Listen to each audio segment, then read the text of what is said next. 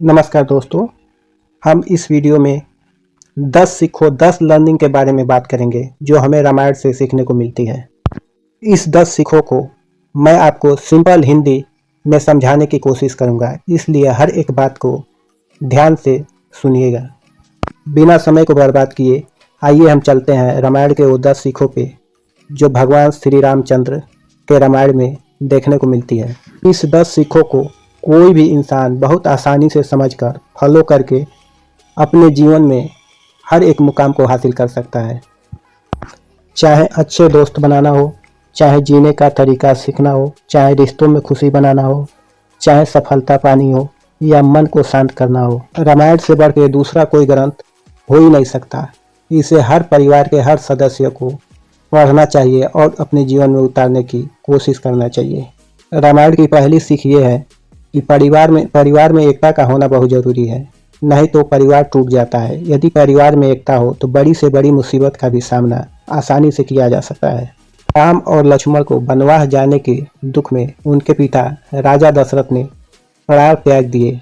इससे ये पता चलता है कि उनके परिवार में कितना प्यार था। हमें रामायण से ये सीखना चाहिए कि परिवार एकजुट होता है तो कोई भी वनवास, कोई भी रावण का सामना आसानी से किया जा सकता है। दूसरी सीख, रामायण से हमें दूसरी सीख ये सीखने को मिलती है कि कभी कभी जो चीजें देखने में अच्छी होती हैं वो अच्छी होती नहीं। रावण ने सीता माता को उठाने के लिए मारीच को ले गया, जो भेष बदलने में माहिर था। उसने सोने के हिरण का वेश धारण किया और सीता माता के पास से गुजरा। सीता माता ने लक्ष्मण को उसे पकड़ने के लिए आदेश दिया। सीता जी के आदेश पर लक्ष्मण जी ने हिरण को पकड़ने उनके पीछे गए। तब तक रावण भिक्षा मांगने के लिए सीता के पास पहुंचा और भिक्षा देने के लिए जब सीता लक्ष्मण रेखा से बाहर आई तो उनको वो उठा के लेके श्रीलंका चला गया। इससे हमें ये सीखने को मिलती है कि कभी भी किसी भी चीज को दूर से देखने पे हमें उस पर आकर्षित नहीं होना चाहिए। तीसरी सीख, रामायण से तीसरी सीख जो हमें सीखने को मिलती है, हमें जीव जंतुओं, वनस्पतियों एवं पेड़ पौधों का सम्मान करना चाहिए, इनकी आदर और इनकी रक्षा करनी चाहिए। जब राम सेतु पुल बनाया जा रहा था सीता माता को लाने के लिए, उस टाइम पुल को बनाने में जो लोग भी सहयोग किए, जो लोग काम किए, पुल को तैयार किए, वो सारे लोग वानर सेना के थे। उसमें एक गिलहरी के शरीर पे जो ब्लैक एंड वाइट धारियाँ बनी है वो प्रभु श्री राम के स्पर्श से बनी है, उनके हथेलियों के निशान हैं। जटायु जो कि एक गिद्ध था, जो सीता माता की रक्षा के लिए रावण के हाथ से परास्त हो गया था। लक्ष्मण जी को जब शक्ति बाढ़ लगा था, उस टाइम वेदराज के कहने पे वनस्पतियों को पिलाने के लिए हनुमान जी जो वनस्पति लाने गए थे वो एक बंदर थे। लक्ष्मण जी के जान को बचाने के लिए जिन वनस्पतियों को पिलाया गया वो वनस्पति पेड़ पौधे से मिलती है। इसलिए हमारे जीवन में पेड़ पौधे और जिन जीव जंतु का योगदान हमेशा से रहा है, अतः हमें पेड़ पौधे और जीव जंतुओं से प्यार करना चाहिए और इनका सम्मान करना चाहिए। चौथी सीख जो रामायण से हमें मिलती है, हमेशा सही रास्ता चुनो। सही का साथ देने के लिए हमें अपना घर परिवार, अपने धर्म को छोड़ना पड़े तो भी पीछे नहीं हटना चाहिए। उदाहरण के लिए रावण के भाई विभीषण एक धर्म प्रेमी थे, जो चाहते तो लंका में रावण के मरने के बाद वो उस गद्दी पे बैठ सकते थे और राज कर सकते थे, लेकिन उन्होंने ऐसा नहीं किया। उनको बुराई के साथ नहीं रहने का था, सच्चाई के साथ देने का था, सच्चाई के साथ रहने का था। इसके लिए उन्होंने रावण के महल को ठुकरा के राम के साथ रहना पसंद किया। पांचवी सीख जो हमें रामायण से सीखने को मिलती है, हमें अच्छे लोगों की संगति में रहना चाहिए। मंथरा के कहने पे कैकेयी ने राम को वनवास भेज दिया और बाद में पछतावा करने लगी। पछता करके फिर क्या करोगे जब चिड़िया चुग गई खेत।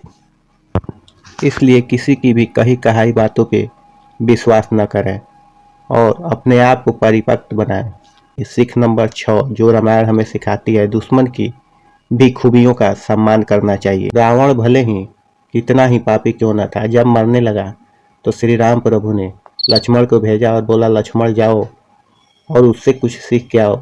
लक्ष्मण ने कहा कि प्रभु वो इतना पापी है, वो हमें क्या सिखाएगा।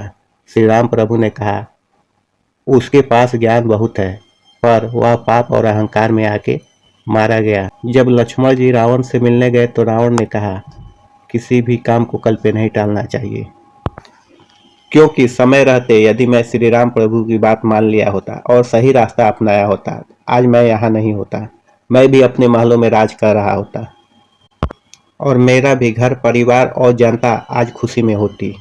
इसलिए क्योंकि मैं गलत रास्ता अपनाया जिसके लिए मेरा यह परिणाम मिला।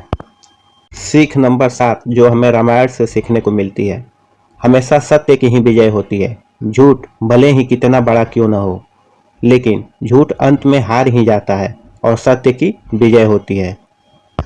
गीता के एक श्लोक में श्री राम प्रभु कहते हैं कि जब सत्य और असत्य की लड़ाई होगी तो असत्य की फौज लंबी होगी, उसमें मूर्खों का झुंड होगा और सत्य अकेला चलेगा।